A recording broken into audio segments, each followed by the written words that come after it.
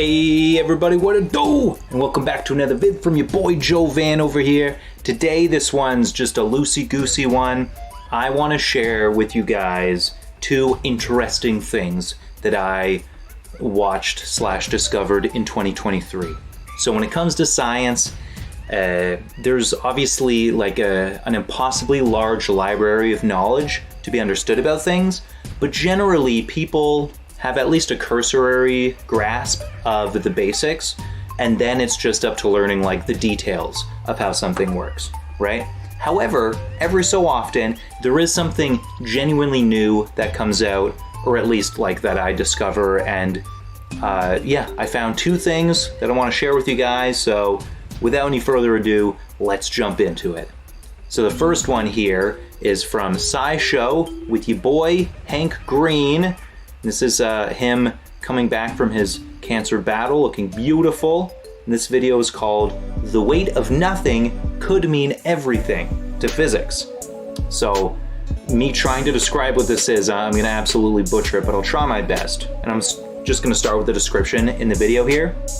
Also, I'll put the links to both of these videos in my own description so you guys can actually check out these videos and watch someone who actually understands the science talk about it. But I'm just kind of giving you guys the basics here. So this one says, deep in a Sardinian mine in Italy, researchers are constructing an experiment that hopes to solve what's known as the worst prediction in the history of physics and pin down the true identity of dark energy.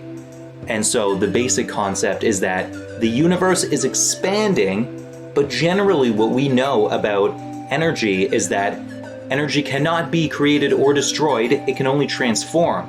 So how is it that the universe is expanding? It's not stretching, you know, our bodies are not warping before our very eyes.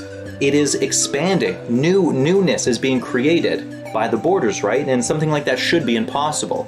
And so the concept is they're just putting a scale down deep in a mine that's like a very still area of the earth, you know? That way there's no false readings of like earthquakes or anything. And the idea is if there is a tiny shift that will prove that dark energy, whatever that is entering our universe at the very seams. You know, it's like a scary but exciting prospect. So again, I don't know if that's like the most accurate description of what it's all about, but check out the video and you'll see for yourself. Okay, now the next one here from Kietscat, or however you say that YouTube channel, Ancient Life as Old as the Universe. And this one is just a theory of theirs, or at least I think it's from them, or it might be from someone else, but this one took me by surprise. So I follow this YouTube channel, I'm subscribed to them, but I don't watch all of their stuff because it's just very basic science, but they animate it and they try to make it very interesting and accessible for everyone else, right? So the description for this video goes as such. Life has existed on one planet for about 4 billion years, for all we know. But it might have started right after the Big Bang, where the universe was much stranger and more fantastic than today. A universe that might have allowed life to develop absolutely anywhere. The cosmos might be full of the seeds of life, sleeping in a dead desert, waiting for a few drops of rain to explosively bloom and grow. Tiny and not so tiny aliens might be everywhere.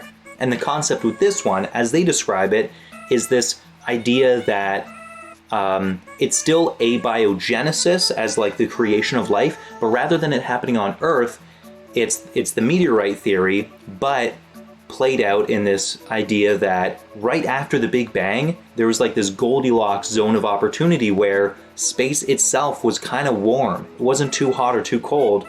And so there was obviously a lot of chemical reactions happening all at once because space was so small. You know, it expanded rapidly, but within that very beginning instant, it could have been enough crazy concoctions going on where the strands of RNA and life as we know it began. And then it, you know, froze into puddles on little craters and then, you know, began its journey throughout space, the one that eventually led to Earth. So I just thought that was a really cool way to think about how it happened, because it always leads up to that question of like, oh, okay, if life began on a comet and landed on Earth, maybe came from Mars or something, how did life begin on Mars? And so this theory tries to aim at the beginning kind of concept. So it's still abiogenesis, just not on Earth. And I thought that was really cool. So basically that's it. Those are the two that I want to share with you guys. There's like a third one. It's like, except it's not scientific theory, but I was reading the book, The Three-Body Problem, which came out in 2014. It's a very good science fiction book. I recommend it if you're into that, where they talk at one point, try to be as spoiler-free as I can about this, where they conceive of a proton, like all protons, they take a proton and unfurl it from the 11th dimension and onto the 2nd dimension, which turns out to encompass the entire planet. That's how large it is. And they graft circuitry onto it and make it a supercomputer and then fold it back in on itself until it's this tiny point in space and time, now back as this 11th dimension.